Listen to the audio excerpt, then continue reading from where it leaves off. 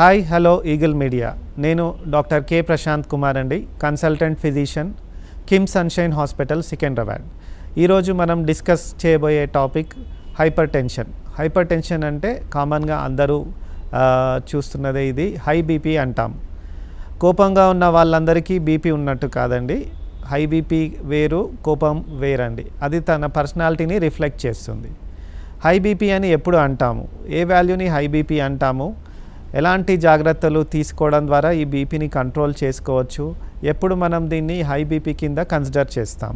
మనుషులు మనము daily busy లైఫ్లో ఈ మధ్యకాలంలో చాలామందిలో ఈ హై బీపీ అనేది చూస్తున్నాం. అంతేకాకుండా ఆహారపు అలవాట్లు, అందరూ కూడా ఫాస్ట్ ఫుడ్కి అలవాటయ్యారు. అలాగే ఈ హ్యాబిట్స్, స్మోకింగ్, ఆల్కహాల్ ఇలాంటివన్నీ కూడా మన డే టు డే లైఫ్లో చాలామందిలో చూస్తున్నాం. ఇవన్నీ కూడా మనకు ఈ హై బీపీ రావడంలో ముఖ్య కారణం అండి. సో బీపీలో రెండు రకాలు ఉంటాయండి, primary hyper tension are essential hyper tension. ఇదేంటంటే మన వంశపారంపర్యంగా కుటుంబంలో తల్లిదండ్రులకు కానీ అలాగే గ్రాండ్ పేరెంట్స్కి కానీ ఉంటే ఖచ్చితంగా వచ్చే రిస్క్లో ఉంటారు. దానికి మన లైఫ్ స్టైల్ కనుక రిస్కీ లైఫ్ స్టైల్లో ఉంటే వాళ్ళు ఖచ్చితంగా హై బీపీ పేషెంట్స్ కావచ్చండి. ఈ బీపీ రావడానికి ఒక ఏజ్ అని ఏమీ స్పెసిఫిక్గా లేదండి. ఎందుకంటే ఈ మధ్యకాలంలో సాఫ్ట్వేర్ ప్రొఫెషనల్స్ని చూస్తున్నాము.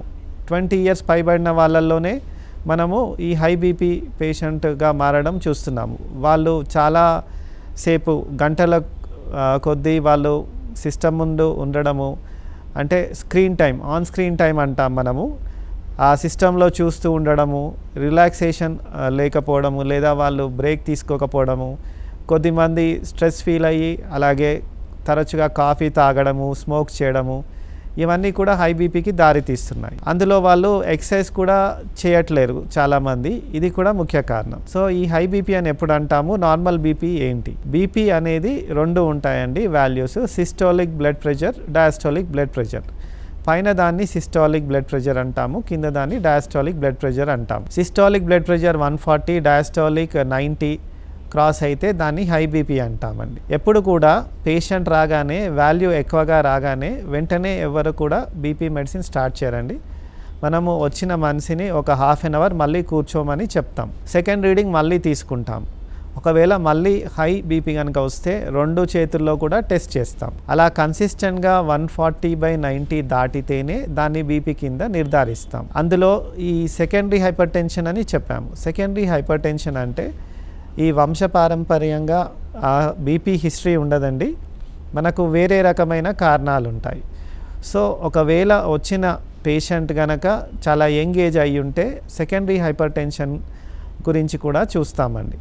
దీంట్లో కిడ్నీకి సంబంధించిన జబ్బు కానీ ఏదన్నా హార్మోన్స్కి సంబంధించిన ఏదైనా ప్రాబ్లం ఉన్నా మనం చూసి దాన్ని రూల్ అవుట్ చేశాకే మనము దాన్ని primary or essential hypertension కింద నిర్ధారిస్తాం. మనం కనుక చూసుకుంటే బీపీ, షుగర్, కొలెస్ట్రాల్ లెవెల్స్ అన్నిటికంటే కూడా చాలా డేంజరస్ లేదా చాలా ఇంపార్టెంట్ చెప్పాలంటే ఈ హై బీపీ కంట్రోల్ చేసుకోవడం అండి. ఎందుకంటే బీపీ అనేది కంట్రోల్ లేనప్పుడు మనిషికి హార్ట్ మీద లోడ్ పడుతుందండి. తద్వారా తనకు ఫ్యూచర్లో హార్ట్ అటాక్ వచ్చే రిస్క్ ఉంటుంది. హై బీపీ ఉన్న వాళ్ళలో బీపీ కనుక 180 కనుక దాటిందంటే మెదడులోని రక్తనాళాలు చితికి పక్షవాతం వచ్చే ఛాన్స్ కూడా ఉంటుందండి. సో అందుకే మనం ఎప్పుడు కూడా బీపీని అశ్రద్ధ చేయొద్దండి.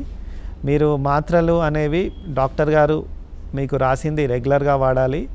కొద్దిమంది తరచుగా మర్చిపోతుంటారు, ఇంట్లో మిస్ అయితే వేసుకోవద్దు అనేది ఏమి ఉండదండి. మీరు ఒకవేళ కార్లో ట్రావెల్ చేస్తుంటే ఒకటి కార్లో కూడా పెట్టుకోవాలండి మెడిసిన్. అలాగే మీ వర్క్ ప్లేస్లో కూడా ఒక స్ట్రిప్ అలా పెట్టుకోవాలి.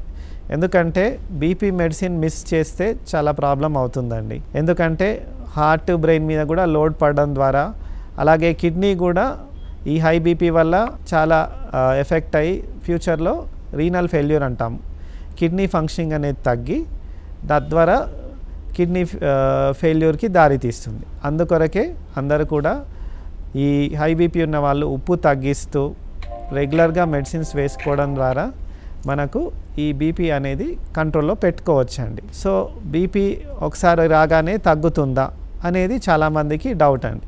బీపీ మెడిసిన్స్ ఒకసారి బాడీకి అలవాటు అయితే మళ్ళీ అది మనం మానేయడం కష్టం అనేది చాలామందిలో ఉన్న డౌట్ అండి. కానీ ఇది బీపీ కంట్రోల్ చేయడం చాలా ఇంపార్టెంట్ అండి. అది ట్యాబ్లెట్ ఒకటే కావచ్చు, 2 కావచ్చు, 3 కావచ్చు, 4 కావచ్చు. మన బీపీ అనేది కంట్రోల్లో పెట్టుకోవడం చాలా ఇంపార్టెంట్ అండి. ఎందుకంటే బీపీ కంట్రోల్లో లేకుంటే నేను ముందు చెప్పినట్టుగా హార్ట్ అటాక్ అలాగే పక్షవాతం వైపు దారి తీస్తుందండి.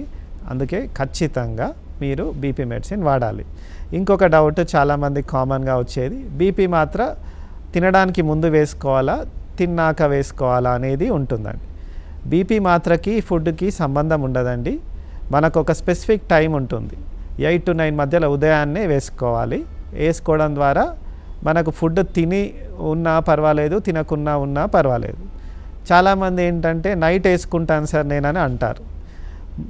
మనం మూవ్ అయ్యేది బేసిక్గా డే టైంలో అండి. ప్రతి ఒక్కరు జాబ్కి వెళ్ళినా కానీ బిజినెస్ అయినా కానీ డే టైంలో యాక్టివ్గా ఉంటారు. ఎప్పుడైతే మనిషి యాక్టివ్గా మూవ్ అవుతుంటారో అప్పుడే బీపీలో ఫ్లక్చుయేషన్స్ వస్తాయి. అప్పుడు మనకు బీపీ కంట్రోల్లో ఉండడం అవసరం. నిద్రలో పడుకుంటాం కాబట్టి బీపీ పెద్దగా ఫ్లక్చుయేట్ కాదు. అందుకే ప్రతి ఒక్కరు కూడా ఫస్ట్ ఉదయాన్నే వేసుకోవడానికే చూడండి.